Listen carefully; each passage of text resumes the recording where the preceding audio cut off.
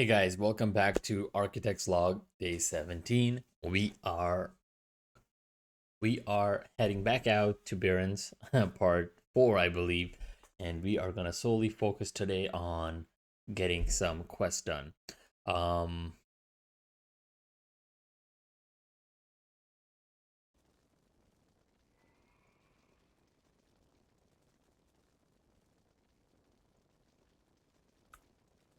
we had some crazy gear updates last time we were in Building Caves. As you can see, we got three-piece set from the Fang set, and we also have a shield.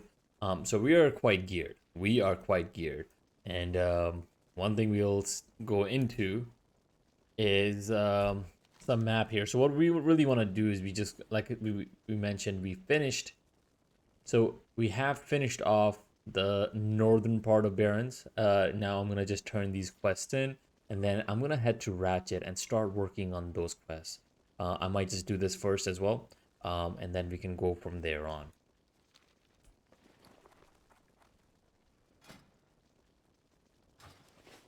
Just for the record, we are sitting at 54 gold, 90 silver. Our herbalism is at 125, 150, and we are at 165 skinning. Before we do anything, we are gonna go and get our herbalism up because we did reach 125 herbalism. That allows us to get the next lesson, and that's practically our goal. Our goal is to reach 125 on both professions by the time we're level 40. So this is the last training we need before we can do the final item. And we leveled quite a bit. That some of our quests actually have become great. So we've been having a lot of fun. We've been doing a lot of dungeons. So that's nothing to be ashamed of. We did something really, really good. It was fun. But we are officially done with doing the Railing Caverns, and we are going to be going into a few other dungeons. And I think perhaps I want to do Dead Mines. I think that would be a pretty cool idea if I can get there. Won't be shy. Nice. You be careful, man. So we have our herbalism up to 125.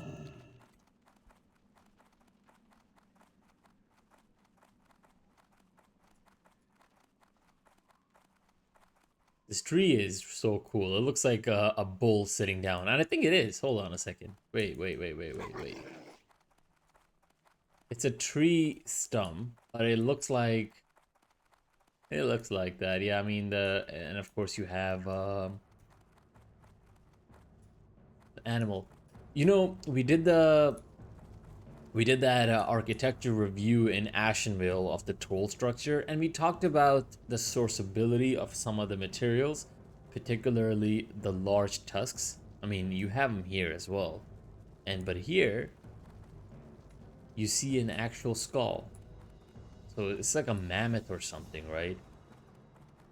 Yeah. So I I do want to look into it, but at the same time, I don't really want to because I like the mystery, and it has its shoulder blades and so on. But this definitely seems like an animal, that was probably went extinct, from harvesting all the material. But overall, it's so cool. Like, I mean, the fact that we can actually see the skull. So again, it kind of resolved that mystery that we had initially for the Ashenville troll architecture at the camp that we had. Very large. I mean, once you start seeing these, obviously the scale of this is far beyond anything that we have seen so far in terms of animal in this as well. I know I've seen some in the Wrath of the Lich King, but we're gonna pretend we haven't seen because we don't know Northern Land exists yet. Or does it? I think lore-wise we do know that it's just not accessible. What do you think of this shot? I think this is such a cool cinematic portal for Orgrimmar. There's so much nuance to uh, Orgrimmar architecture. Like, I think we definitely need to do a review of this city, just like we did for Thunderbluff.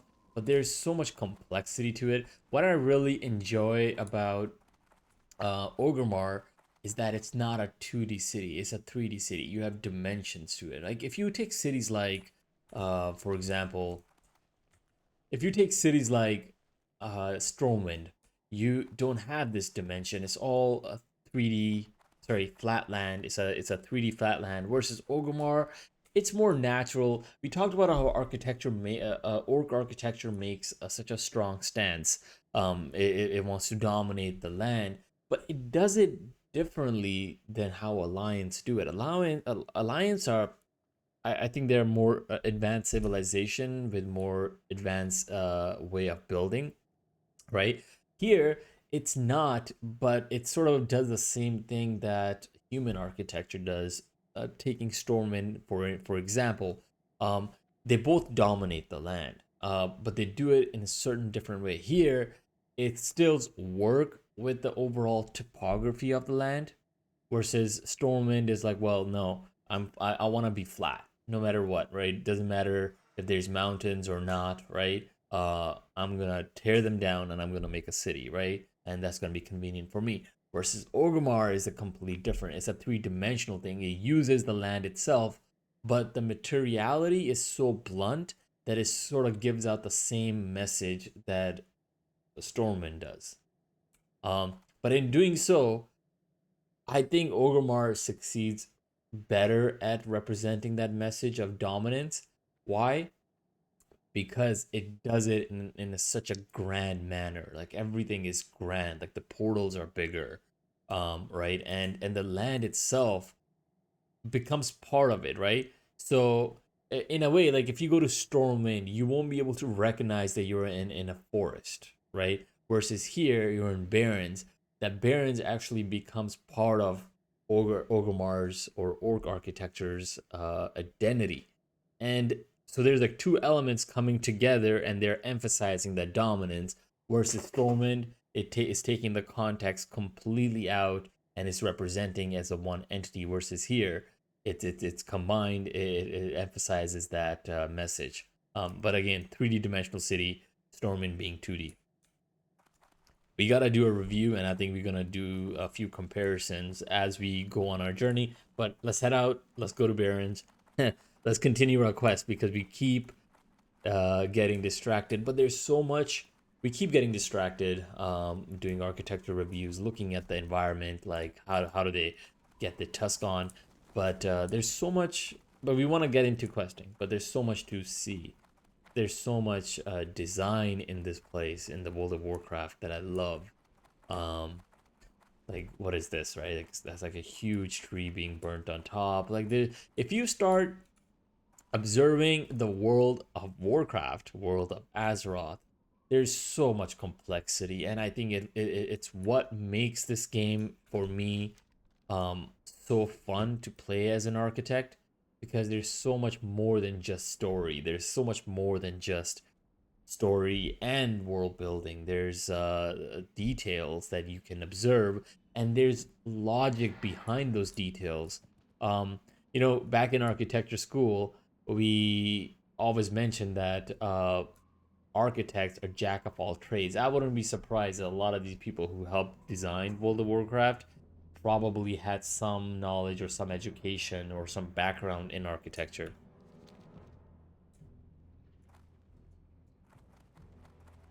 Oh, before we go in, we've almost forgot to do our uh we forgot to almost take a look at our mail.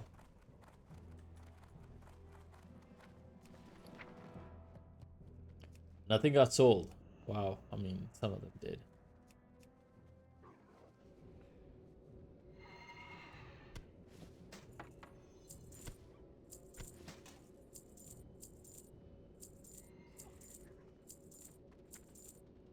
Wow. That was a big jump. That was a big jump in gold. I mean, we didn't sell everything. We're gonna try that one more time. And then we're just gonna get rid of everything. But wow, 65 gold, guys.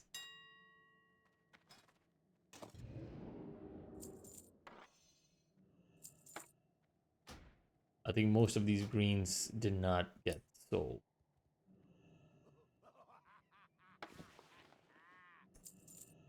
Hmm.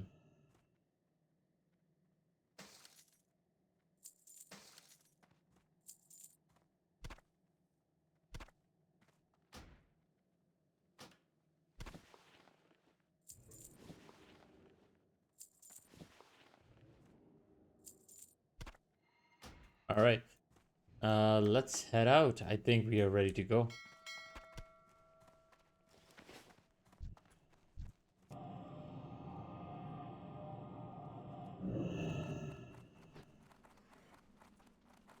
We were able to go into this talent, by the way. We leveled up to level 24, and we were able to go into this over. I was really trying to go into perhaps casting this or even this, but this one just makes more sense. My logic behind this is You haven't lived until you've looked down on the world from the back of a wind rider.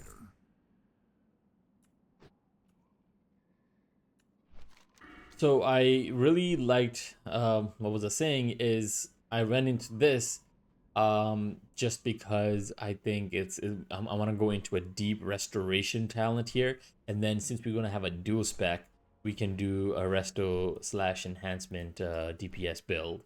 That will be, oh, you know, I've said that. I think I'm gonna reserve one talent. Again, we are only gonna be staying restored shaman throughout our journey. We're not gonna go into enhancement or elemental. I mean, obviously, once this tree is packed up, we'll pick up a few other things like this one is. Seems like a very beneficial thing having that extra mana.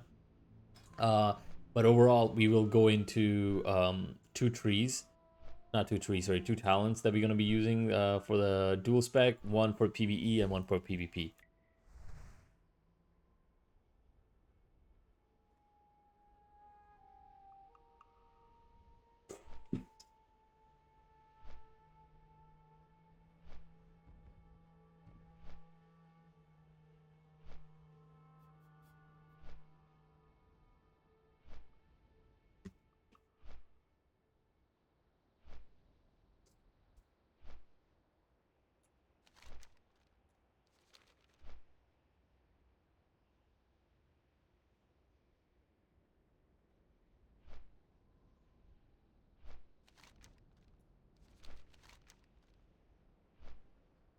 We also got to turn in this. Wow. There's a lot.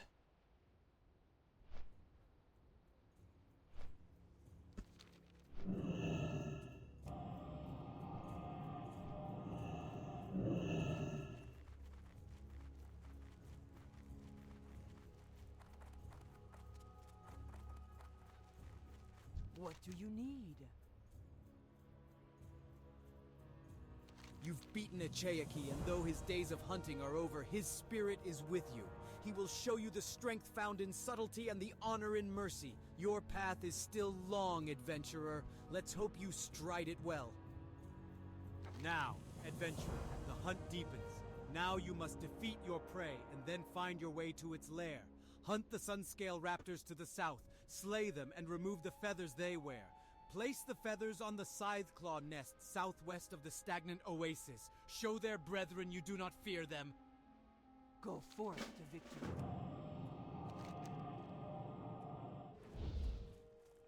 Turn quest here.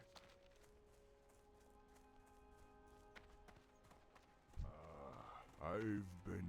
The times we live in are as fickle as the shifting winds, adventurer. It is important to remember what is true and lasting. Thank you, adventurer. Studying the beasts of an area can tell much about the area itself. We shall see what tale these shells tell. Please accept my gratitude for your aid, and perhaps you can use these coins. I find that I do not need them. We shall meet. The shells you brought me have a taint, one I have never before seen. I am certain the water of the oases is the cause, and I can sense the confusion they cause this land. It is as if the land dreams and cannot awake. The Wailing Caverns must be the source of the taint. But before you go there, speak with Hamur Runtotem, the Elder Druid. I sent word to him of the happenings in the Barrens. He is wise and can offer you counsel. You will find him in Thunder Bluff, on the Elder Rise. May the Eternal Sun... My clanmate, Mura Rune Totem, traveled to Silverpine so that she might aid our undead allies. Silverpine is an ailing forest, a dying forest, and it was Mura's hope to bring it new life. Perhaps the strange life found here in the Barrens can help her work in Silverpine. Take a sample of the shells you gathered, and bring it to Mura in Silverpine. She is staying at the Sepulchre. With luck, studying the shell will give her the insight she needs to heal that dying place. Ancestors... That's another place we gotta go now, to Silverpine. It's kind of strange, but I think we might have to go back to the leader of the Fang. We might have to go back to Wailing Cavern. All right, let's set out to let's kill this guy here.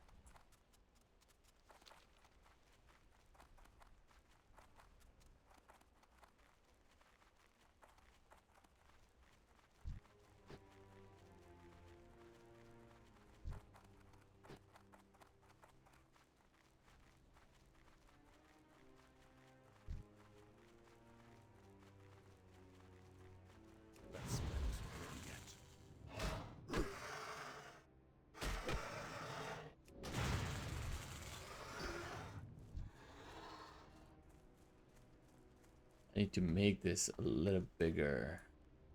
Like what's being targeted? That doesn't make any sense. That is so tiny. Ew.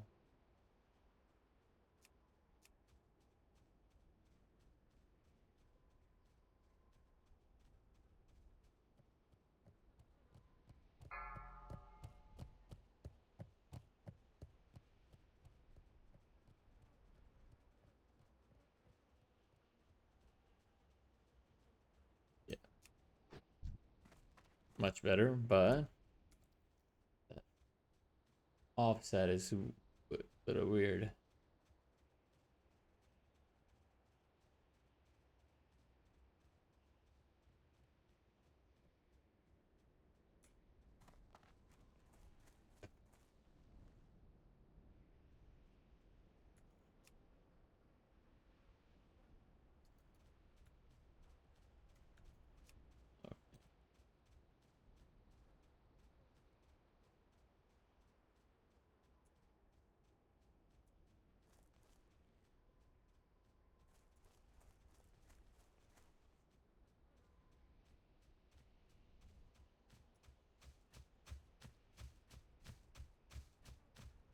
Layout.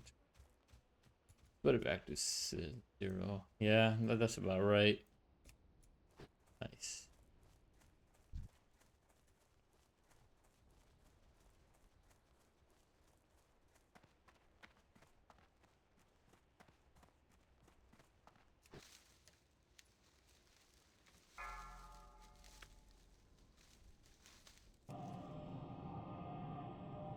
What is this? Spirit of Andlar.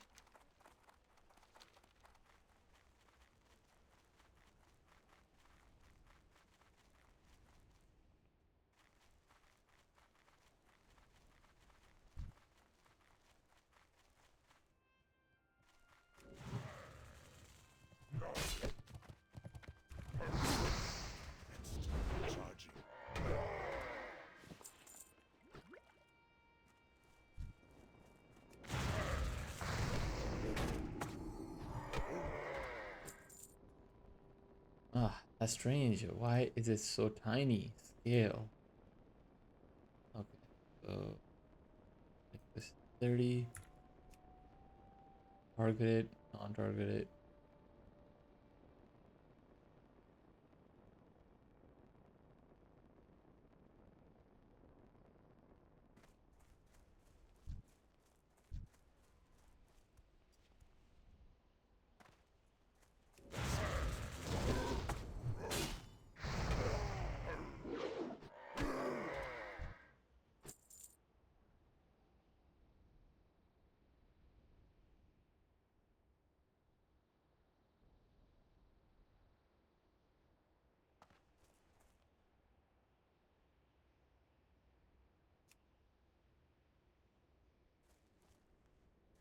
Okay, let's try that.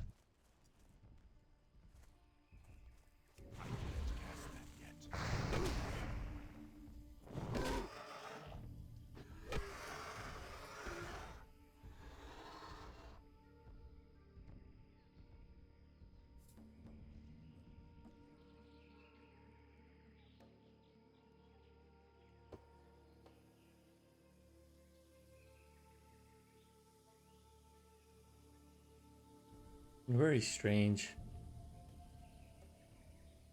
85. I mean, I like this. No targets. Okay.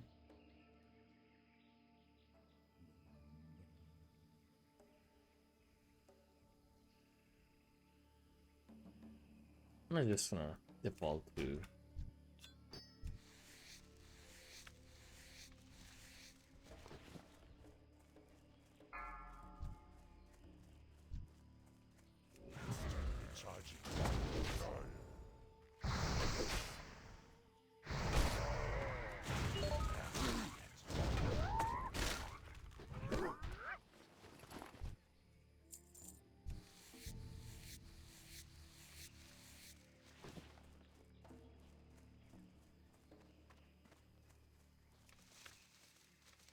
Thistles. Can't be that lucky.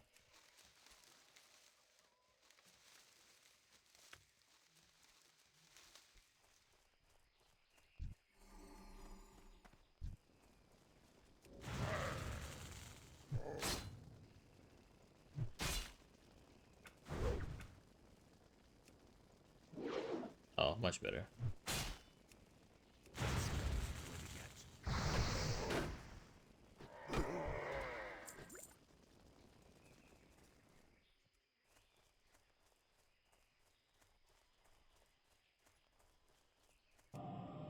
How does he appear? So I think we just have to keep killing until he appears. Alright, elite. Let's go.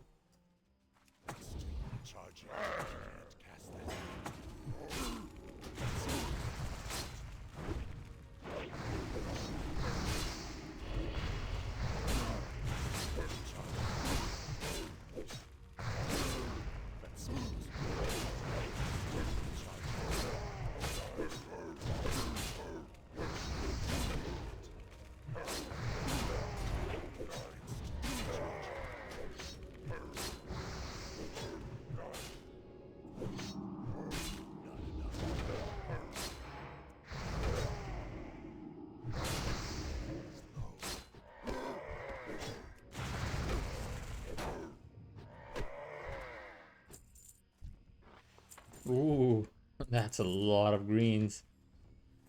Anything worthwhile? Not much.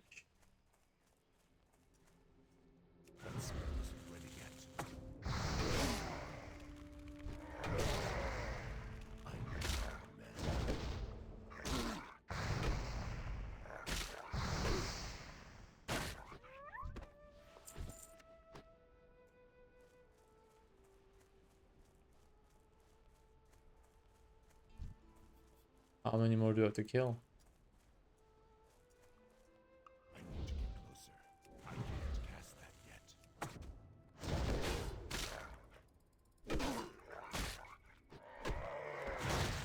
Still recharging. Enough mana.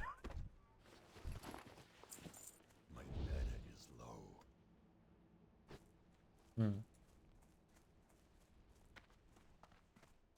I mean, it says it's here. Is there something that I have to... Oh, let's see. I think I have a key. We don't.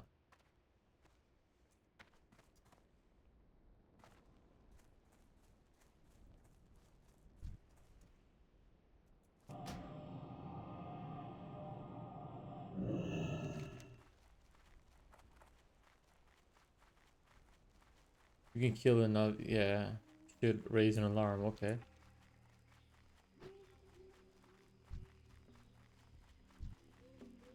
I'm out of range. That spell isn't ready yet. I can't cast that yet.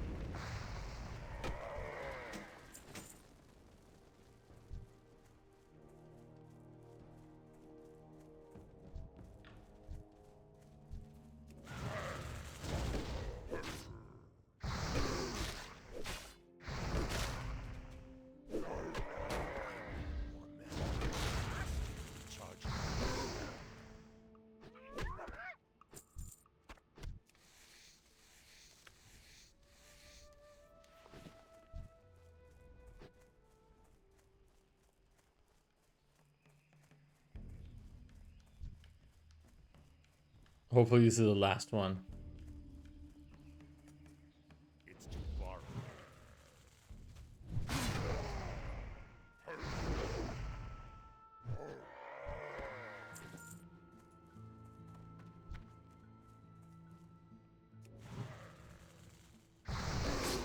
I'm not even getting any XP, so quite meaningless.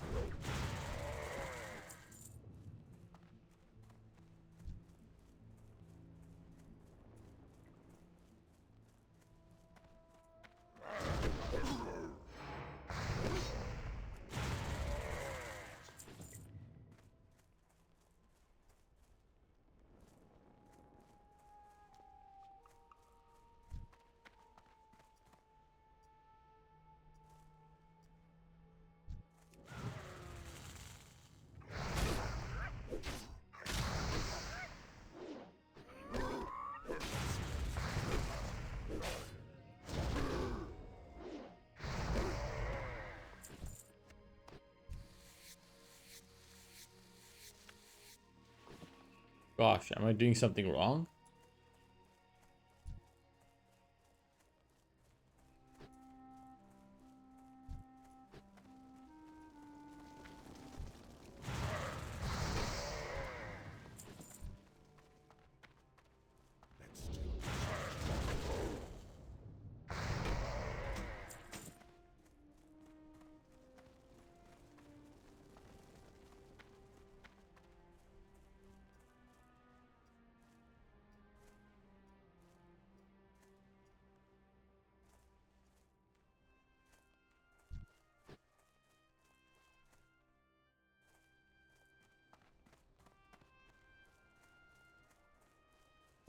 How long is this gonna take? Wow.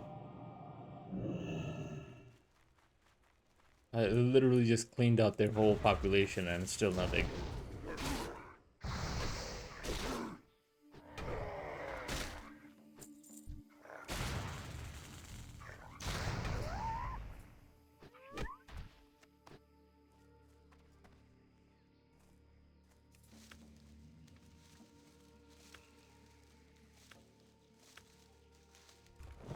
At least I get that.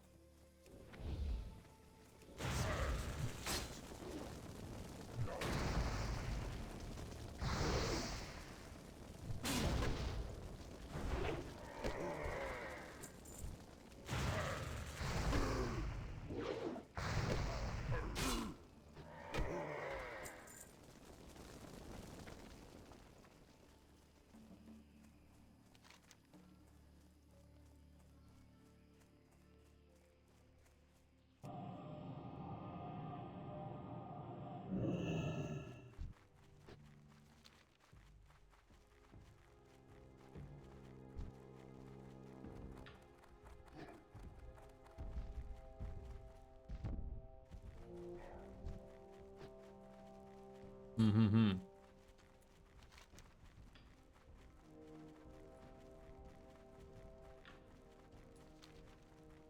Alright, we'll come back to this, I guess. Let's go and try to... Oh, there's one. Maybe this is a lucky one.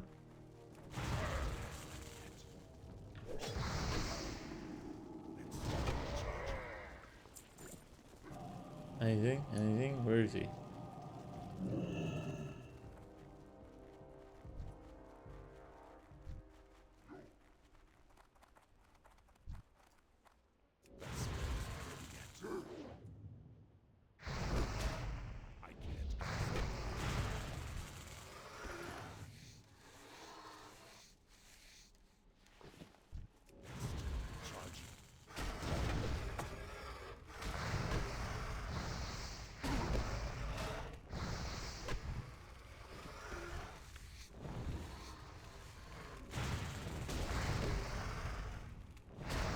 At least we're finally killing something with the same level as us.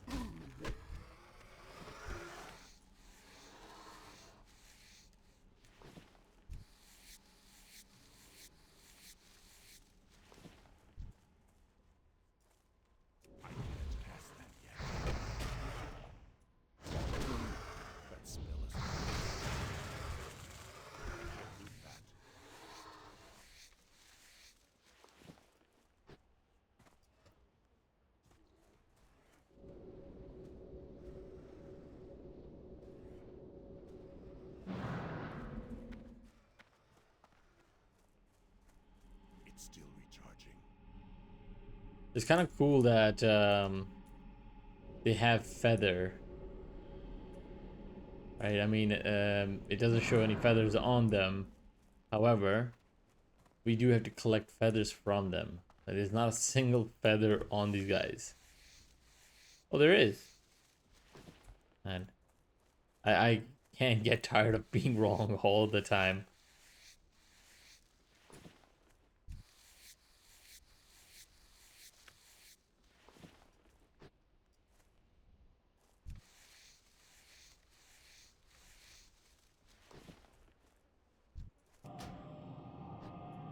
Let's go out a bit and see if we can find any more raptors.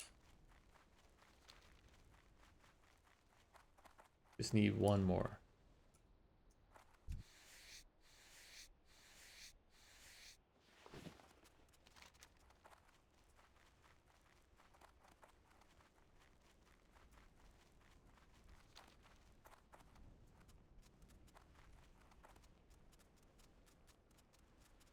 I think that druid is also waiting for more of these respawns.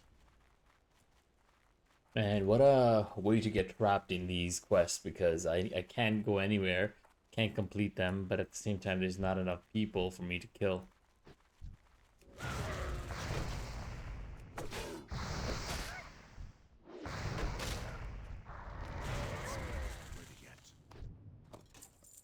I mean, it's a great day to play if you want to play, get some greens in.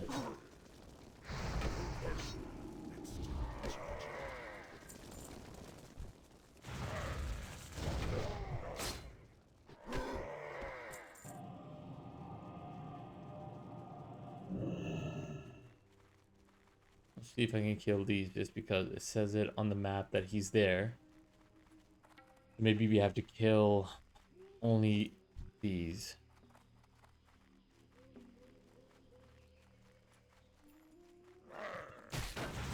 Recharging.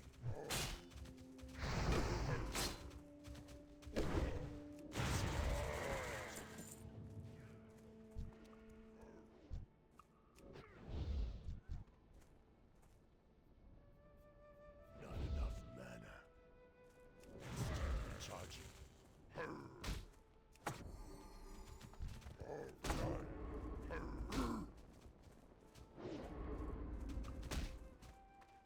I'm gonna wait for him to res.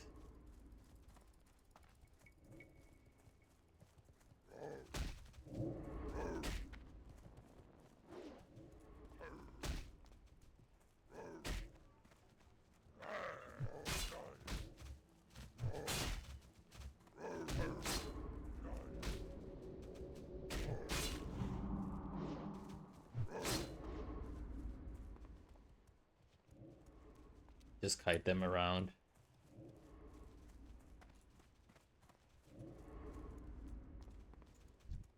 I think one I can take out.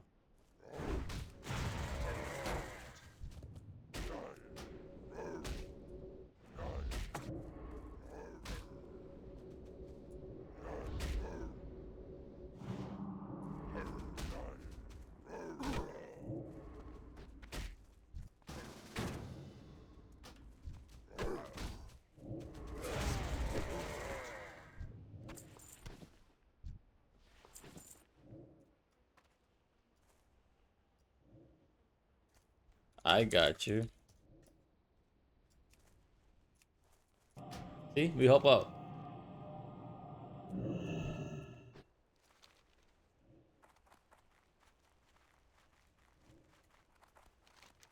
Like hiding was pretty sick. Oh, man, see, this is where it's useful to have the earth binding totem.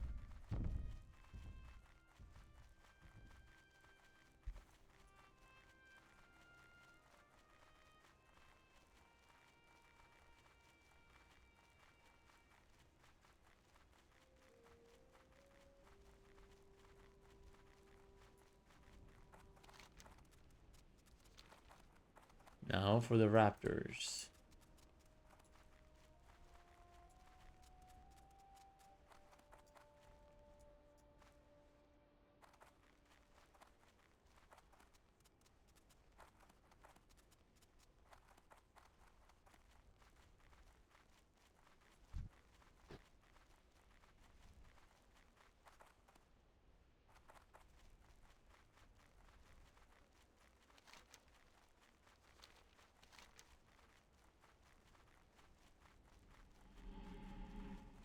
Come on, just one.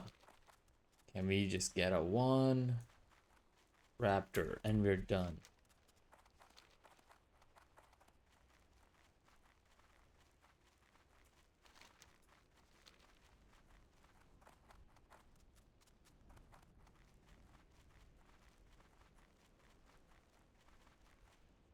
RIG, let's go.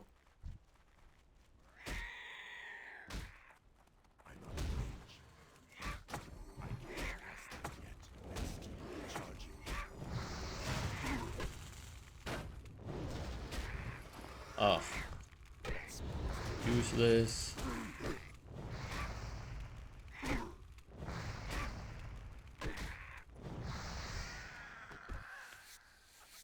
So I did get life better.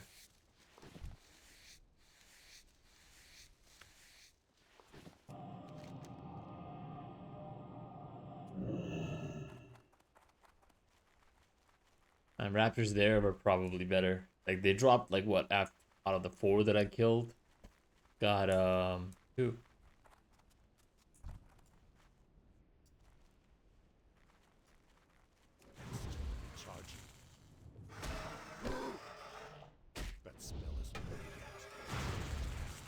Nice. Look at that. See. Ooh, now I don't need them and they just start spawning.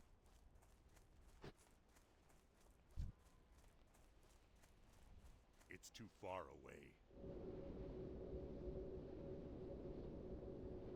I don't need to kill them. They don't aggro. I'm not gonna bother. Great. Look at that. That cleaned up. All right, let's go back to Crossroads. Let's finish this off. And then we can take the flight back to Ratchet.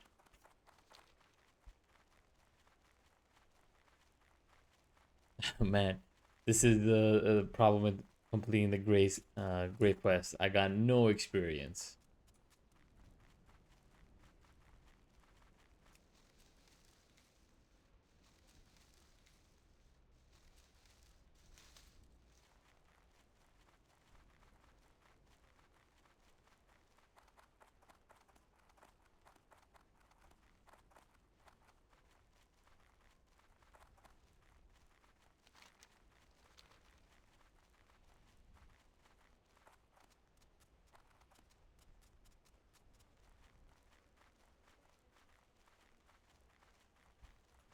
It's so nice to have this finally cleared up. So there's 3 zones after Barrens that we need to head out to.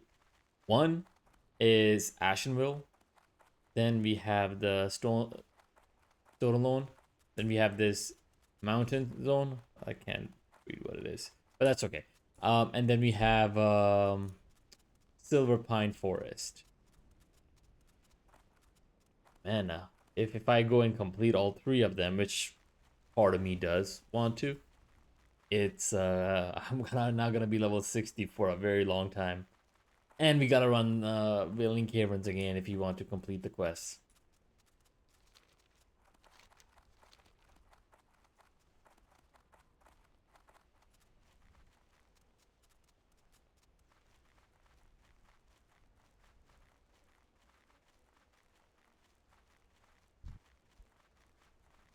There's a warrior. Hail.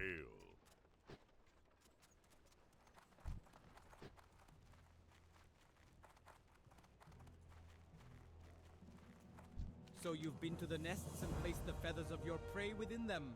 That took a fair portion of courage, no doubt about it. Do you feel a little tougher, adventurer? Because you look tougher now than when you first came here. I guess the Barrens is doing its job. I love the accent changes. Your time with me is over, adventurer. To learn more, you must go to Camp Taurajo to the south and speak with Yorn Skyseer. He will continue your guidance. I think she got offended and she was yelling at me at the end. And also, she didn't speak with an accent after.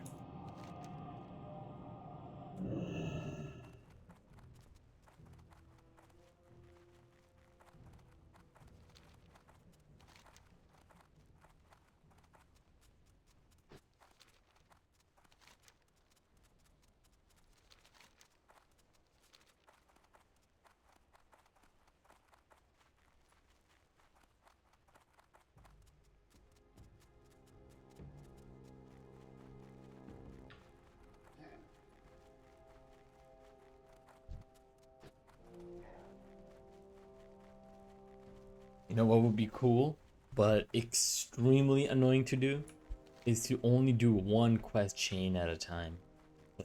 Do this and only this quest, and then come back and take the next chain. Like for example, you only take one quest at a time and finish that quest. And let's say if it asks you to go all the way here, come back, and the next quest is asking you for do the same thing. That would be fairly annoying.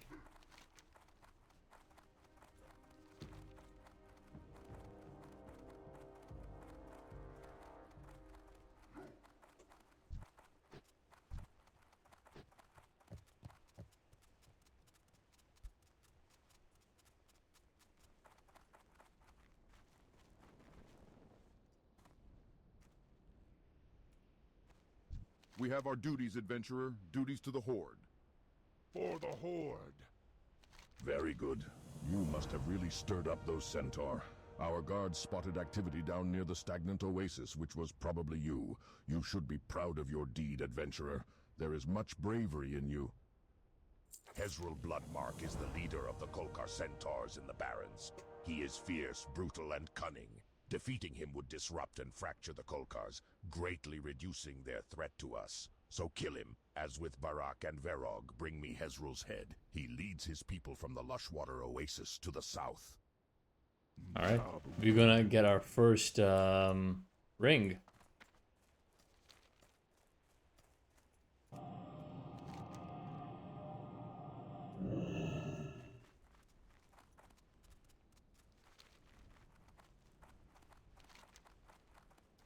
Oh yeah, honestly, I'm also gonna leave the guild.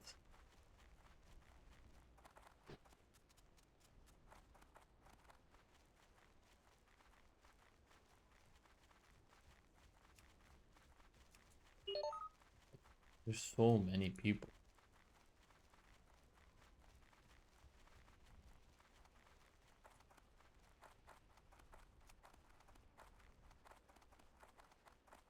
How do you quit? Guild? Leave guild?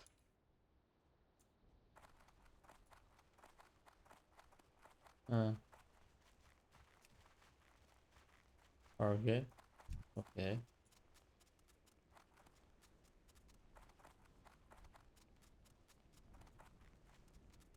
G quit.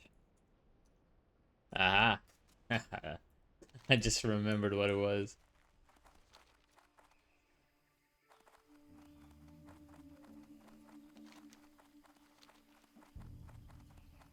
I need a good guild, like the fresh guild that just started.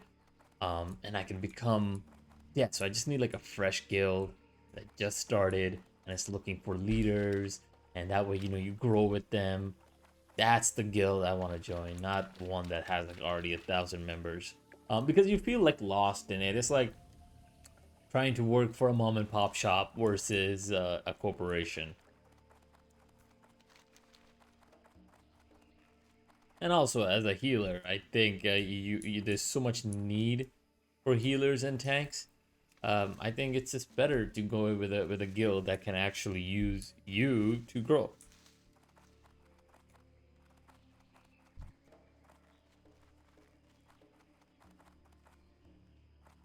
All right, where is this guy? I think this is the guy that is walking around with 2 guards. I hope he's not killed by this guy.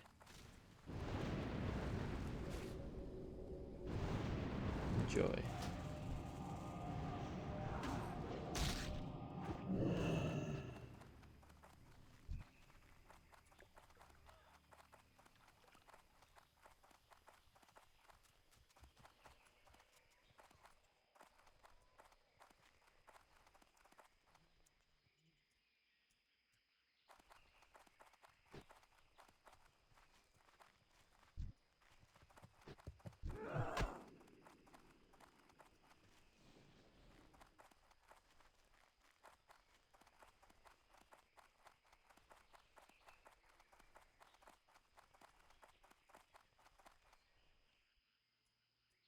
Mm-hmm.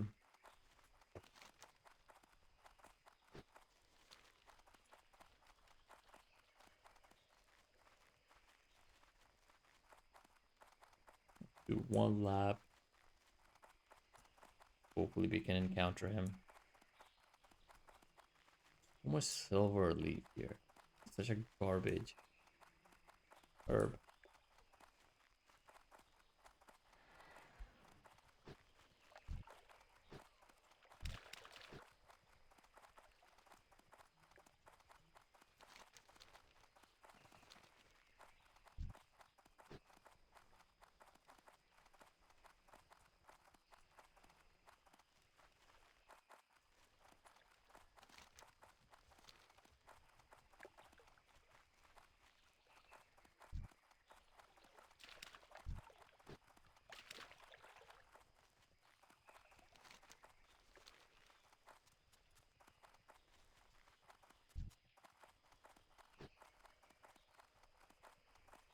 Man, where is he? I swear to God, I killed him like 3 times.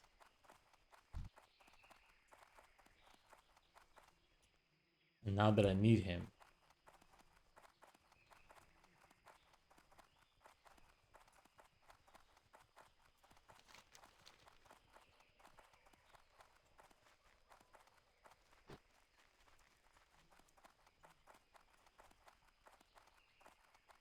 Oh, there. I know a way to find him. What's the quest called?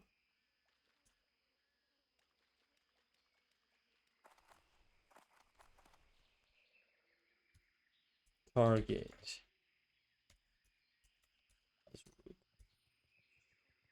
Let's do that one more time.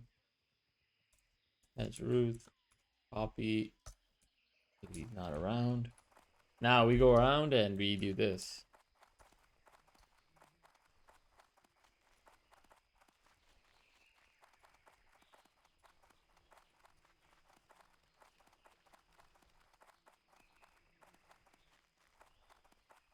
See if this helps find him. What an annoying series of quests are we doing this today?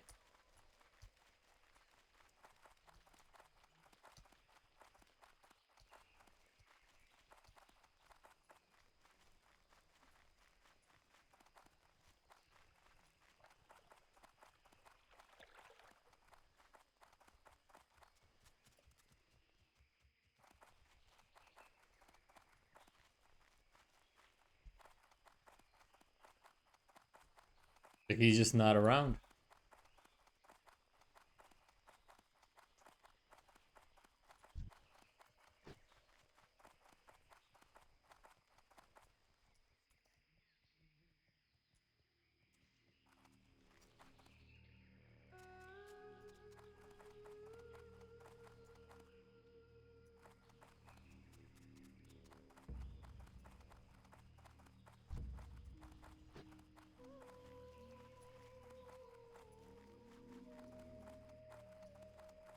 Mm-hmm.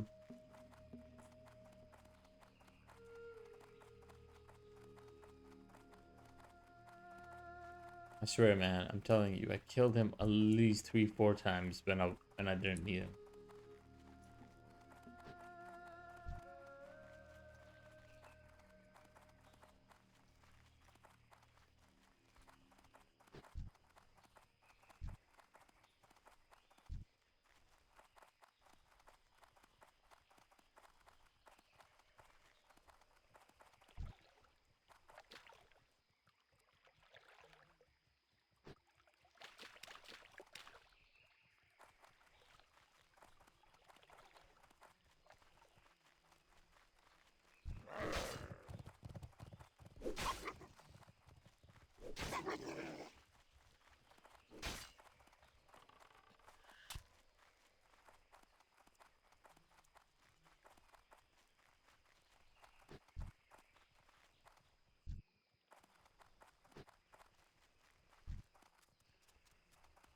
This is insane.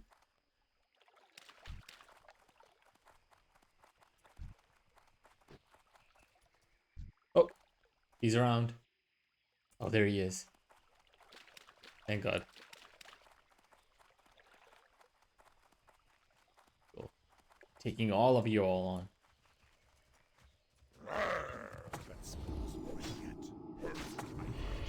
And immediately.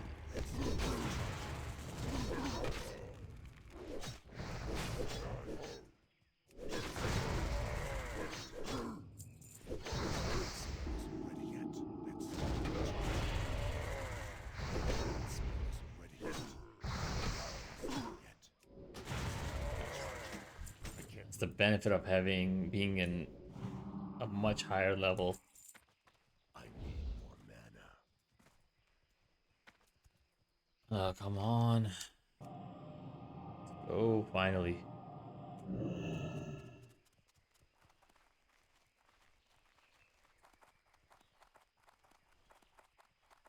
I mean, not a bad session of playing because this will probably wrap up our quests even here. All of these will be done, and then we can focus on Ratchet the next time we come in.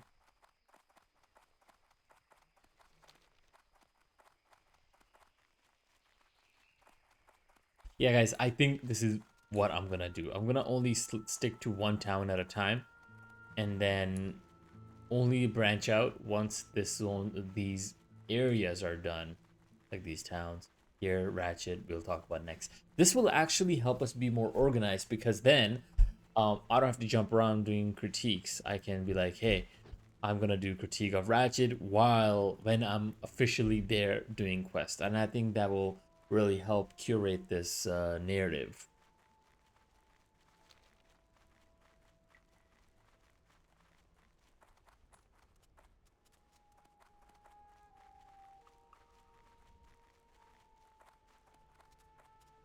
You know, I got really.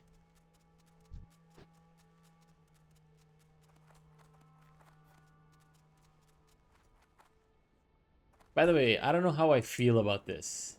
The defender has fallen, right? I don't know how I feel about this. The fact, maybe, these bunkers. Let's talk about these bunkers a bit. Well, they're not really there for architecture, right? They're mostly there for. Oh no. Strength and honor. I commend you, adventurer. These centaur are undisciplined and cannot focus their rage as the orcs can, but they are fierce nonetheless. In defeating them, your valor is proven. The Horde commends your successes against the Kolkar, but the Kolkar themselves are maddened. I have reports that a contingent of Kolkar has traveled to the Barrens from their home in Disolis to seek vengeance. My latest report was that even now, they move against these bunkers from the west. Face the Kolkar invaders and end their threat in the Barrens. Kill them until their leader, Warlord Kromzar, appears. Defeat him and bring me a piece of his banner as proof. We're counting on you, adventurer. Let's go.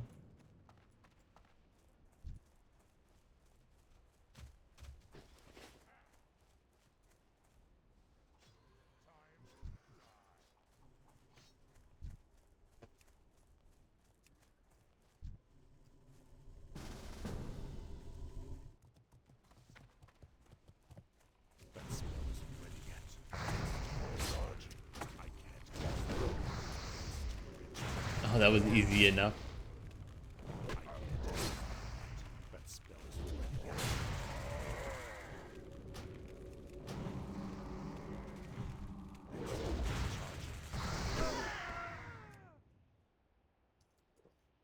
Nice.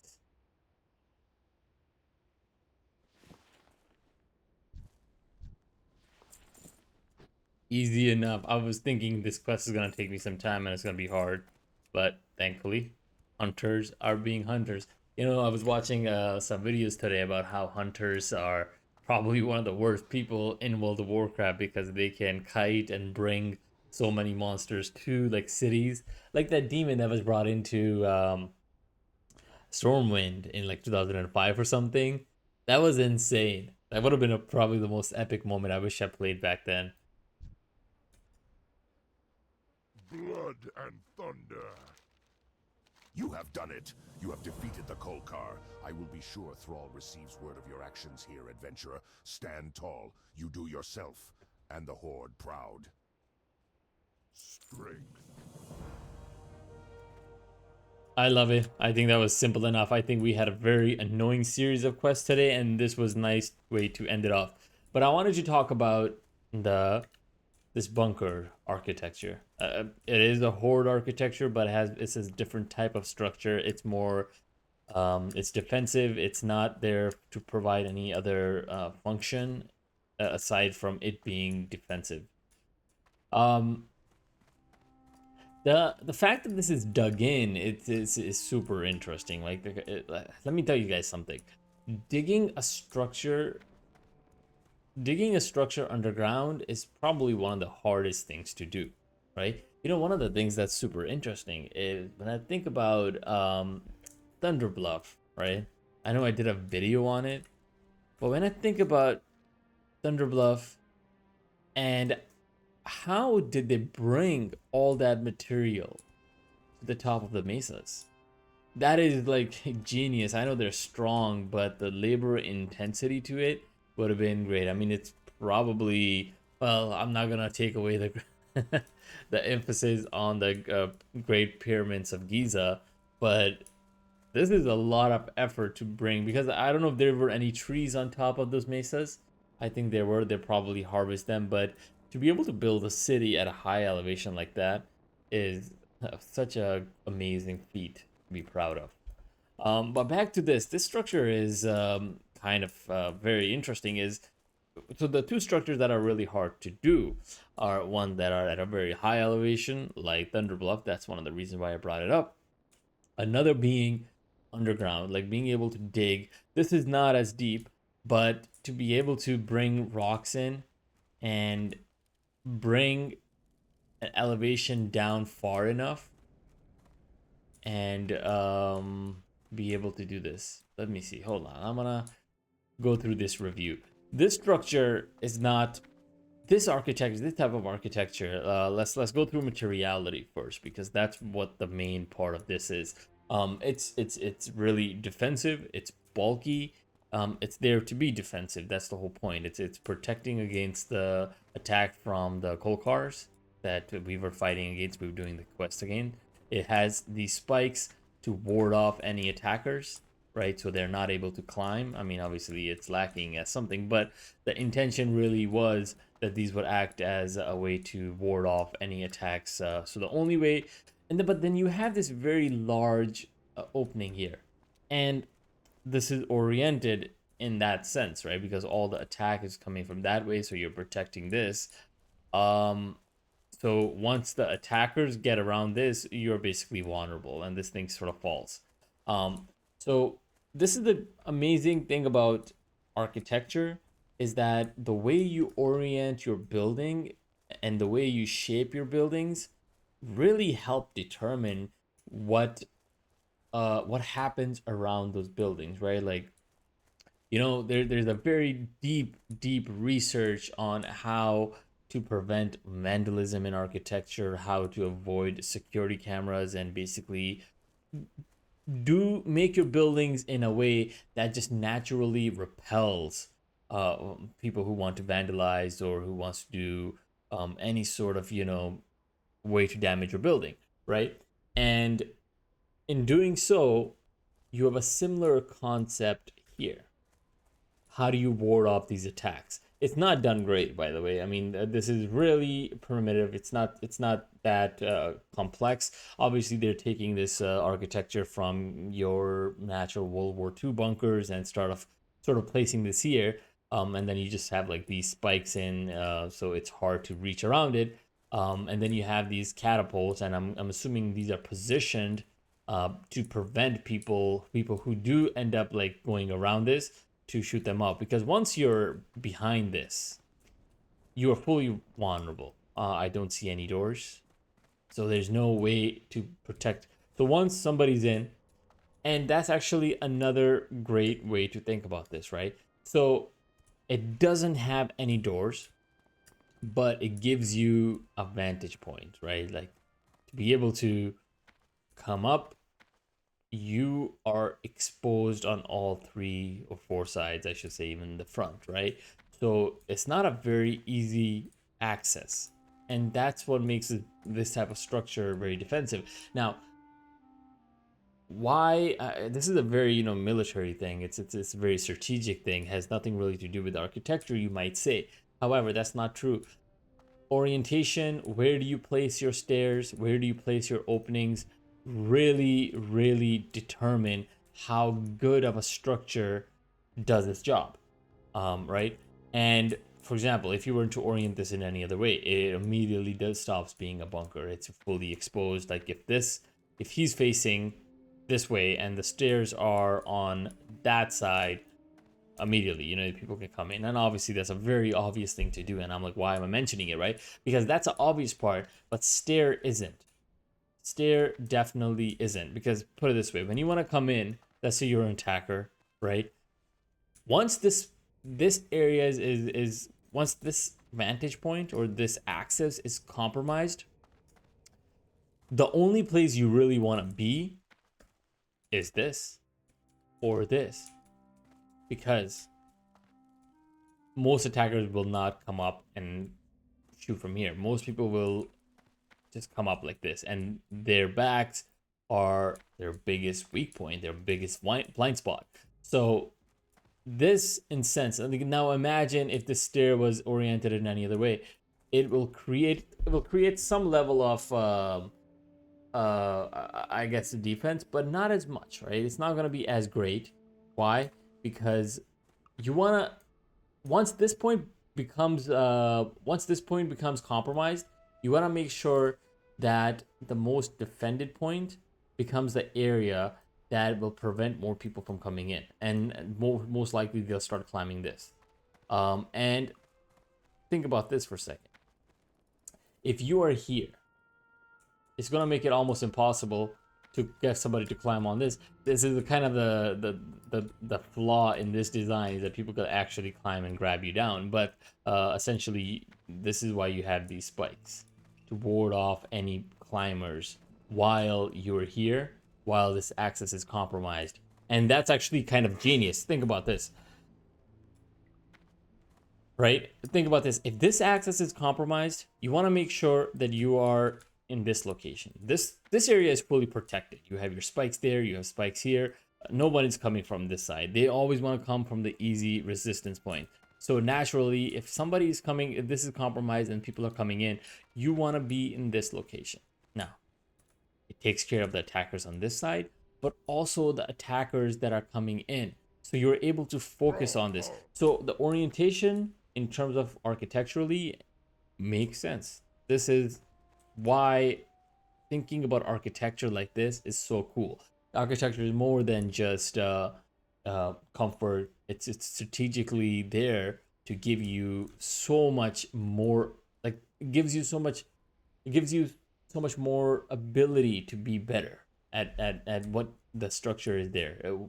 So the way it represents itself, how you oriented, where do you place your stairs, really determine how well a structure does its job, right? Okay, so that's the function. That's, I'm gonna say, ergonomics of this structure, right? Like functionally. But let's talk about the structure itself.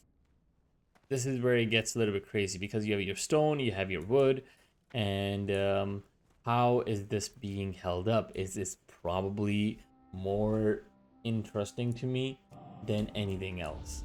And let's dig into that.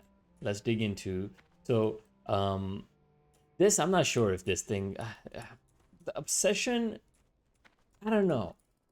I feel like these tusks are really there as a symbolism more than anything else. Like, they don't really provide any architectural support, because what it's really holding up is this tent, which also doesn't make sense, right? Like, there's no like, how are they pitching it? But again, this will be sagging. Like, when it starts raining, Barren doesn't rain, so you don't have to worry about that. But it does provide shade, so that's really good.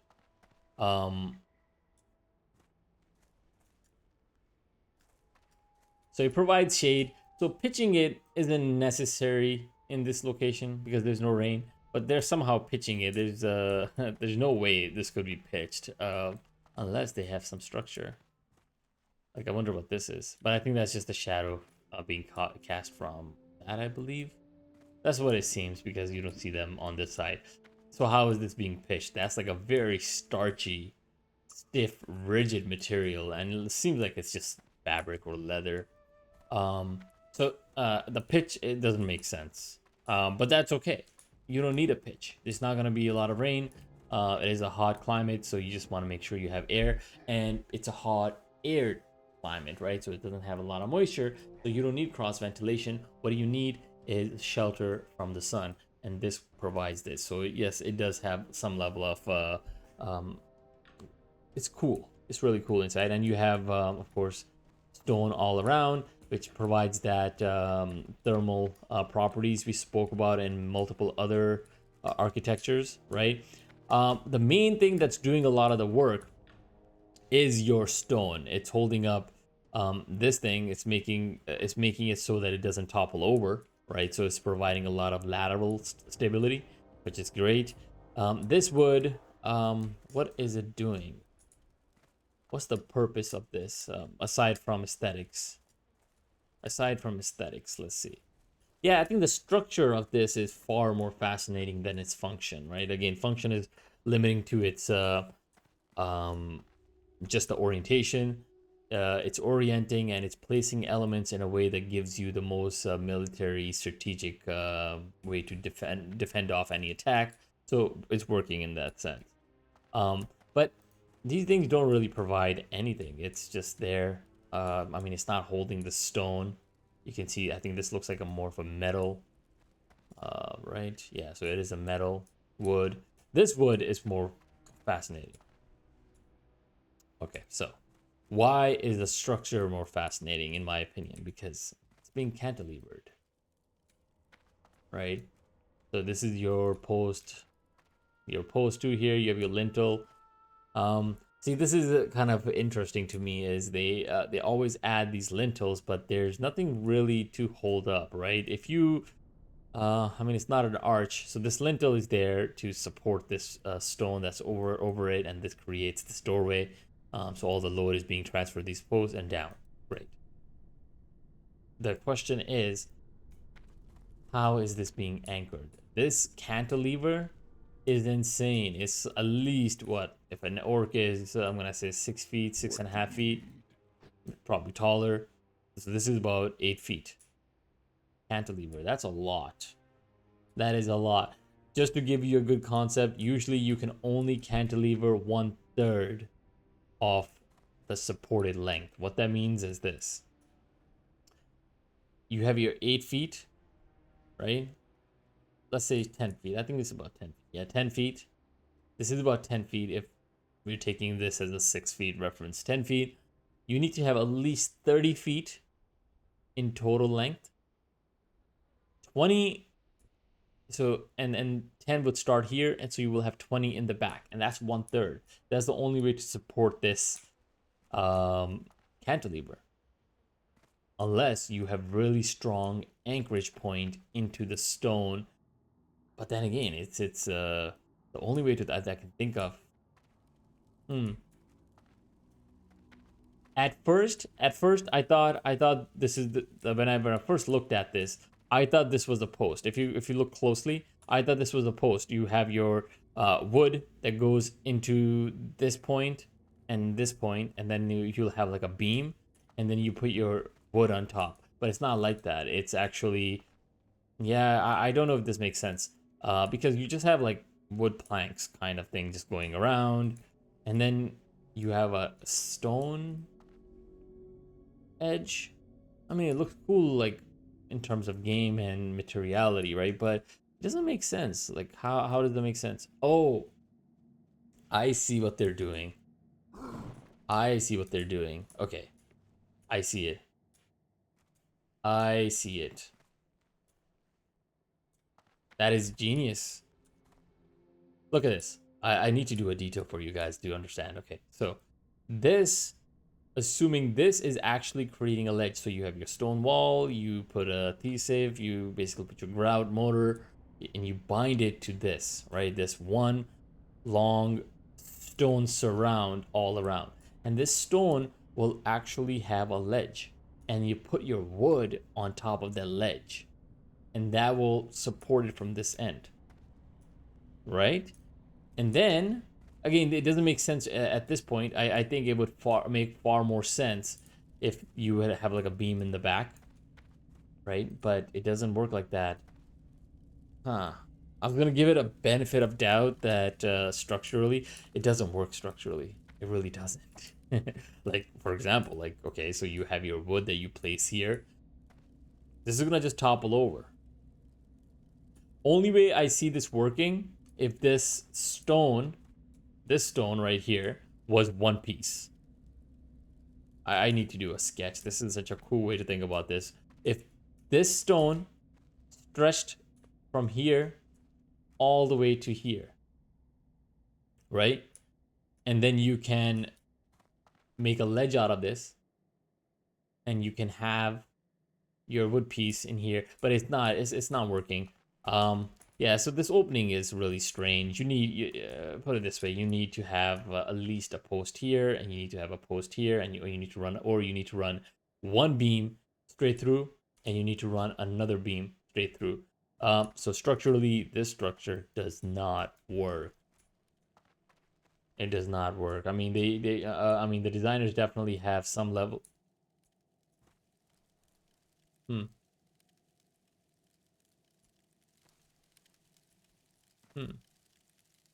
Could this be supporting? Ah, man. So cool to just think about this, but I'm just lost in thought. Like, I mean, they have supports in multiple areas. Okay, so let's just pretend that they drilled this, or I guess lugged this, they placed this beam and they pushed it far enough into the ground that it becomes strong enough. And then they put this stone on, and they brought some shoring, and then they binded this stone with this stone, this stone with this stone, and this is a one piece, and they binded it with this. So all of this is one. I'm pretty sure they have a very strong adhesive somehow, or they kind of anchored it in a way that it just interlocks into this. So that gets supported by the lintel here. By the way, I don't think wood can support stone. It's just simply not strong enough. But we'll just give it a benefit of doubt that this actually is also, the stone wall is taking some of the loads. But this makes sense. I need to really dig this down and I'll look into it. But this structure at the moment does not work. And again, this wood, it just doesn't. I think it's the first structure that I came across that's not making any sense. So, first fail, in my opinion. This is the very first failed structure. I mean, it works in terms of military perspective, defensive perspective. It works in terms of the environment. Ergonomically, it works. It works strategically. It works in terms of keeping the environment inside cool. It works in terms of symbolism. It represents orc. It represents horde. Structurally, the first failed structure we've seen. I think we've even seen better coal car architectures, even though they were far more primitive. All right, we're gonna head back. We did spend some sufficient amount of time reviewing that structure, so we're gonna call that the end of that.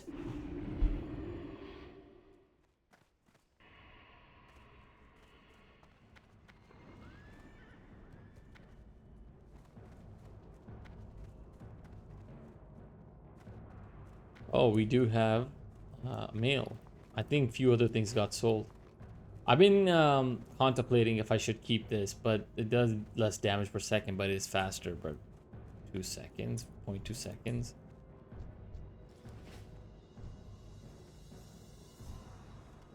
Why can't I touch the mail?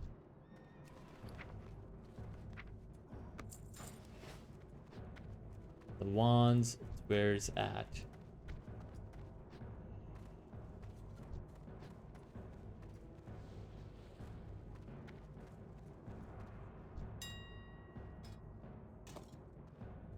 So much greens, I'm telling you.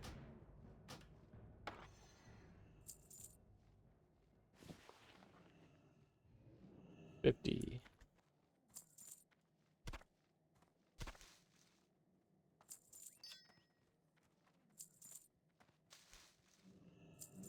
Tip number 2 for making money. Tip number you make sure you guys save your light feathers. You know, this thing like 7 silver versus 31 silver. 7 silver versus 31 silver. That's a very big difference. So never auction, sorry, never vendor these off. Always auction. They make so much money. And they're so easy to catch. I think I only killed like 2 of the birds and 1 dropped already.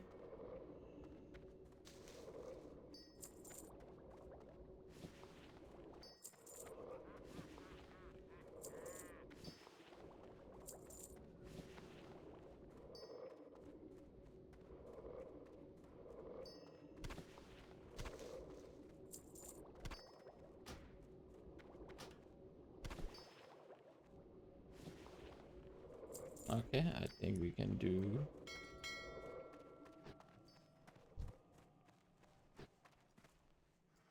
We can do some band-aids. Also trying to level that up. Are we gonna just do Age Rose Ollie got sold? What can I help you with? Somebody's over eager.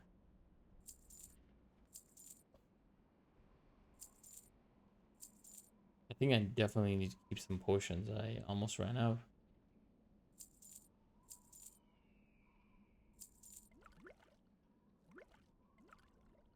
Let's keep.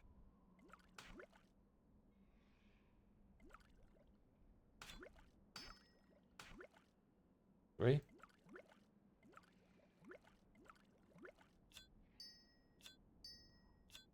Nice. Be safe. We didn't get any closer to level 25.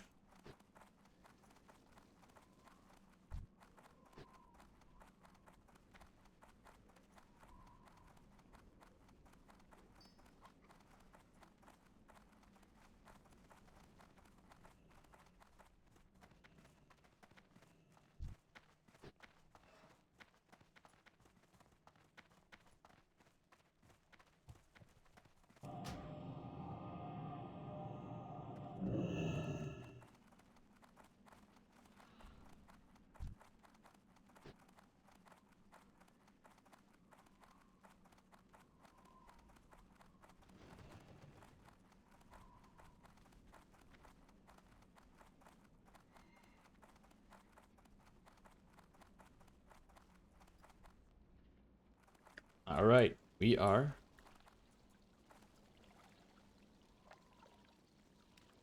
All right, guys, we did not make too much progress today, but it was really cool learning few things of Barrens. We were able to finish all the quests in Crossroads. Fantastic. But we didn't get too many experience in. All right, guys, this wraps up day 17 of Architect's log. And we did not get too much far away because a lot of the quests we had were great, so we didn't get too much experience. But we were able to finish at least the Crossroads. And tomorrow, or the day after actually, we are going to be heading out and finally working on our quest in Ratchet. And one thing we're looking forward to is doing a review of the first goblin structure in the next Architect's log, day 18. And I will see you then.